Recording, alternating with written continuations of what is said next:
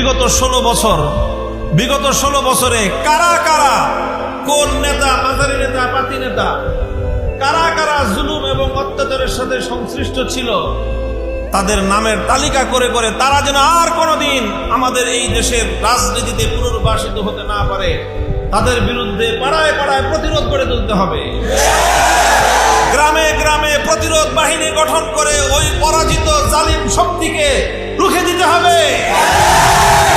সর্বদলীয় সংগ্রাম পরিষদ করবেন, প্রতিরোধ সংগ্রাম পরিষদ গঠন করে বাংলাদেশে কারা কারা 16 বছর পর্যন্ত মানুষের অধিকার নিয়ে ছিনিমিনি খেলেছে তাদের নামের তালিকা করে এলাকা এলাকায় টানায় দিবেন এবং সেই সমস্ত লোকদেরকে এলাকায় কালো তালিকাভুক্ত করে অবাঞ্ছিত ঘোষণা করবেন। তারা যেন আর কোনোদিন কোনো ছুতা এলাকায় প্রবেশ করতে না পারে। তাদের সকলকে আইনের হাতে সোপর্দ করে বিচারের